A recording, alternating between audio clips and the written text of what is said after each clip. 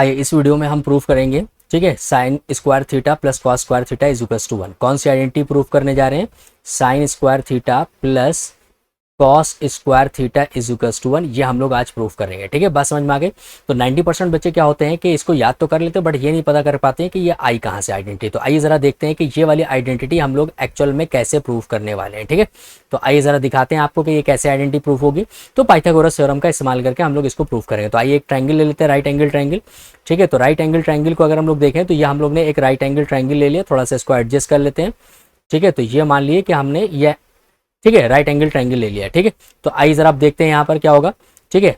अगर हम लोग देखें तो इस एंगल को हम लोग ने थीटा ले लिया है, ठीक है। इसे हम बी कह दे रहे हैं, ये 90 डिग्री है। मान लिए कि ये ए है और इसे हम क्या कह दे रहे हैं, सी। तो अब हमको पता है कि अगर ये थीटा लिया तो थीटा के सामने वाला हमेशा क्या होता है, ये परपेंडिकुलर होता है, ठीक है। तो ये क्या हो जाएगा, ये हो जाएगा हमारे पास परपेंडिकुलर, ठीक है। तो ये क्या हो जाएगा, परपेंडिकुलर हो जाएगा, ठीक है।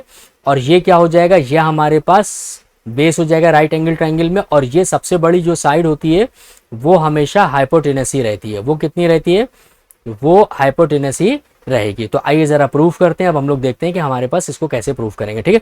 तो जैसा कि हमने बताया कि इसको हम पाइथागोरस थ्योरम का यूज करके प्रूफ करते हैं। तो यहाँ हम लोग क्या लिखेंगे, बाय यूजिंग पाइथागोरस थ्योरम, ठीक है। क्या यूज करने जा रहे हैं, पाइथागोरस थ्योरम यूज करने जा रहे हैं। तो क्या होती है पाइथागोरस थ्योरम? तो आइए जरा देखते हैं कि पाइथागोरस थ्योरम क्या होती है। अगर हम पाइथागोरस थ्योरम को देखें तो हाइपोटेनस का स्क्वायर क्या होता है, हाइपोटेनस का square is equals to perpendicular का स्क्वायर प्लस बेस का स्क्वायर होता है। ये होता है हमारे पास। अब इस राइट एंगल ट्रायंगल में अगर हम लोग देखें तो हमारे पास क्या हो जाएगा, हाइपोटेनस AC है तो ये हो जाएगा AC का स्क्वायर, ठीक है। और फिर उसके बाद परपेंडिकुलर कितना दिया गया है, BC, तो ये हो जाएगा BC का स्क्वायर। फिर उसके बाद बेस हमारे पास कितना दिया गया है, AB, तो ये हो जाएगा हमारे पास AB स्क्वायर, ठीक है। बात समझ में आ गई? तो कुल मिलाकर के हमारे पास क्या आ गया, ठीक है, हमारे पास आ गया AC square is equals to BC square plus AB square, ठीक है। बात समझ में आ गई? इसको इक्वेशन हम लोग 1 ले लेते हैं। अब हम क्या करने जा रहे हैं, इस इक्वेशन को हम लोग, ठीक है, AC स्क्वायर से डिवाइड कर देते हैं। मतलब ये कहें कि हाइपोटेनस के स्क्वायर से इस पूरी इक्वेशन को डिवाइड कर देते हैं, ठीक है। ऑन डिवाइडिंग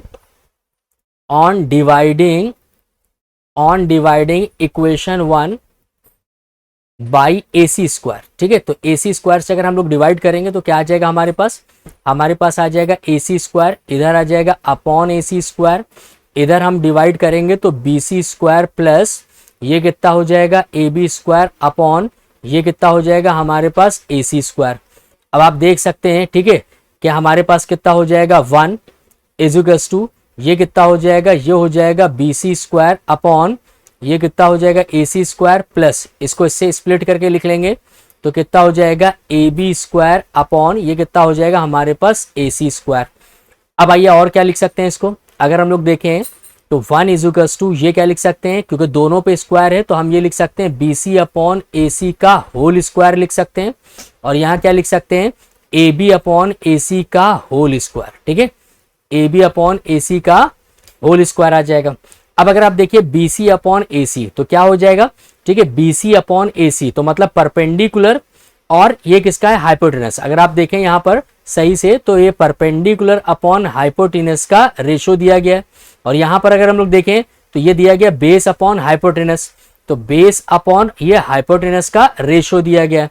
अब हमको एक चीज पता है कि परपेंडिकुलर अपॉन हाइपोटेनस क्या होता है। अगर हम इस एंगल के रेस्पेक्ट में देखें साइन थीटा क्या होता है, साइन थीटा, तो ये हो जाएगा साइन स्क्वायर थीटा। और बेस अपॉन हाइपोटेनस क्या होता है, कॉस, तो ये कितना हो जाएगा कॉस स्क्वायर थीटा। तो देयरफॉर आप क्या लिख सकते हो, आप लिख सकते हो sine square theta plus cos square theta is equals to 1। यही चीज हमको क्या करनी थी, प्रूफ करनी थी। आई होप कि ये आपको समझ में आ गया होगा कि कैसे हम इस आइडेंटिटी को लेकर के आते हैं, sine square theta plus cos square theta, ठीक है। और इसी की मदद से आप क्या करेंगे, आप बाकी की 2 आइडेंटिटीज भी प्रूफ कर सकते हैं। कौन कौन सी, ठीक है, कि sec square theta is equals to कितना होता है, ठीक है, sec square theta is equals to हमारे पास कितना हो जाएगा 1 प्लस टैन स्क्वायर थीटा, ठीक है।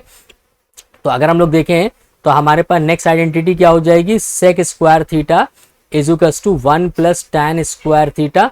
तो आप लोग कमेंट में बताएंगे कितने लोगों को ये प्रूफ करना आ गया है। ठीक है, बात समझ में आ गई? तो चलिए मिलते हैं नेक्स्ट वीडियो में, तब तक के लिए बाय। इसको लाइक शेयर सब्सक्राइब करिए और लाइव क्लासेस के लिए आप लोग रोज जोड़ना मत भूलिए 6 PM पे, और सब्सक्राइब जरूर करिए ताकि आपको नोटिफिकेशन मिलता रहे। ठीक है, तो मिलते हैं नेक्स्ट वीडियो में, तब तक के लिए बाय।